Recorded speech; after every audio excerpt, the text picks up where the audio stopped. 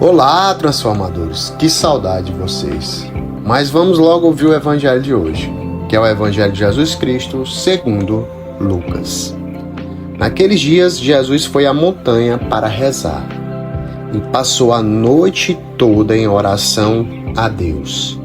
Ao amanhecer, chamou seus discípulos e escolheu 12 dentre eles, aos quais deu o nome de apóstolos: Simão, a quem pôs o nome de Pedro, e seu irmão André, Tiago e João, Filipe e Bartolomeu, Mateus e Tomé, Tiago, filho de Alfeu, e Simão, chamado Zelota, Judas, filho de Tiago, e Judas Iscariotes, aquele que se tornou traidor. Jesus desceu da montanha com eles e parou num lugar plano. Ali estavam muitos dos seus discípulos e grande multidão de gente de toda a Judéia e de Jerusalém, do litoral de Tiro e Sidônia. Vieram para ouvir Jesus e serem curados de suas doenças. E aqueles que estavam atormentados por espíritos maus também foram curados. A multidão toda procurava tocar em Jesus, porque uma força saía dele e curava a todos. Palavra da salvação. Jesus passou a noite inteira em oração. A noite toda. Enquanto todos dormiam, ele estava ali, em diálogo com o Pai. Lucas, ele gosta de mostrar Jesus em oração. Ele faz questão de dizer: Jesus subiu a montanha para rezar e passou toda a noite orando a Deus. Essa montanha, ela é símbolo do encontro com o divino. É um lugar de intimidade, onde as decisões humanas se tornam obediência à vontade do Pai. E é dessa oração que Jesus fez que nasce a escolha dos apóstolos, o coração da Igreja Católica. E ao amanhecer, Jesus desce e chama os discípulos. Dentre tantos, ele escolheu 12.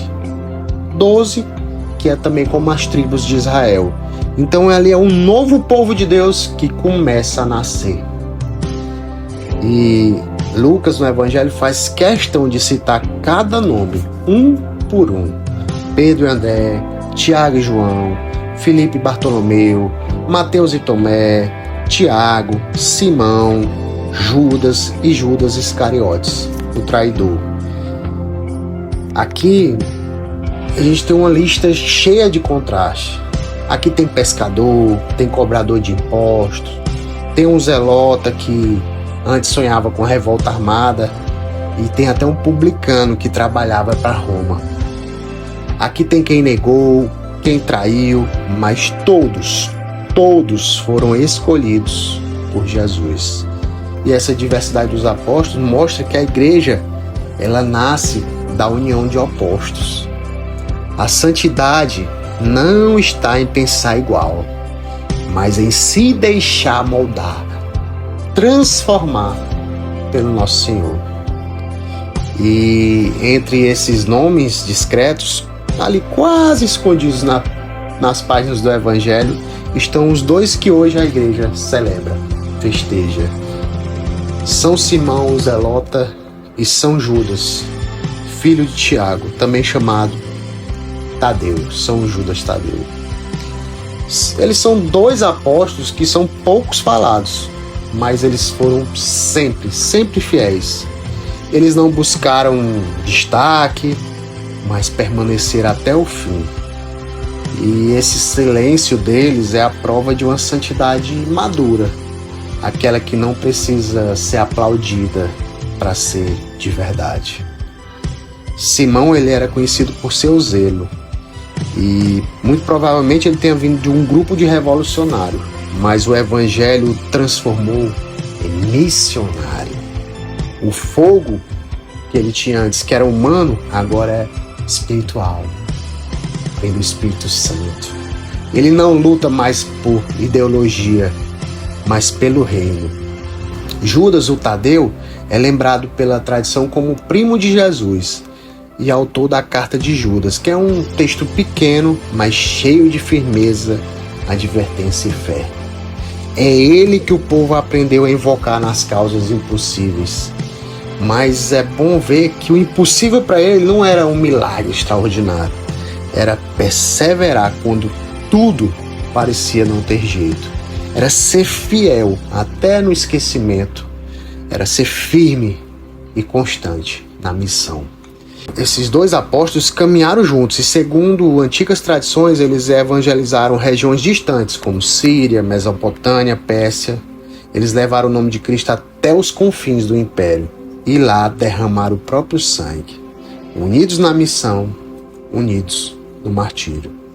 Simão e Judas nos ensinam que Deus não chama os mais brilhantes, chama os dispostos. Não escolhe quem tem fama, escolhe quem é fiel. Vocação é isso, um chamado pessoal, que é pronunciado pelo nome. Jesus chama um por um, como fez naquela manhã. E quando ele chama, não é para ser admirador, é para ser apóstolo. O texto diz que depois de escolher os 12, Jesus desceu da montanha e parou num lugar plano. Esse movimento é lindo e cheio de simbolismo. Primeiro, ele sobe para rezar, depois desce para servir. É uma imagem perfeita da vida cristã. A oração nos eleva, mas a caridade nos faz descer. Memorize sempre, quem sobe a montanha e não desce para amar, não entendeu o Evangelho. Jesus desce com os apóstolos e encontra uma multidão, gente doente, atormentada, cansada.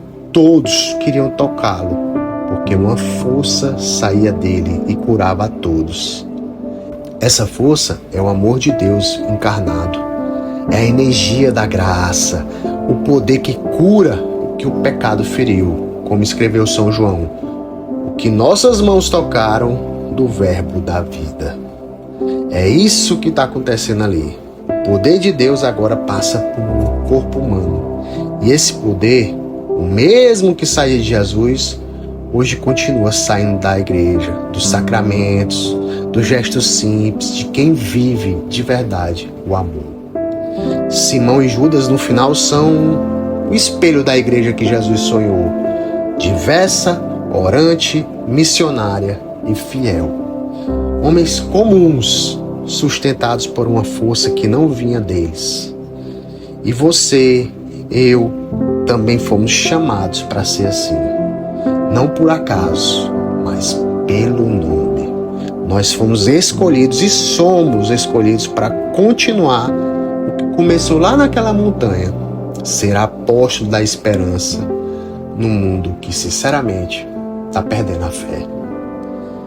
Vamos então fazer uma oração juntos? Senhor Jesus, Tu que escolheste Simão e Judas, nos dá o mesmo zelo e a mesma fidelidade. Nos ensina a subir a montanha para Te escutar e a descer a planície para servir. Que de nós também saia essa força viva, a força do amor que cura e que transforma.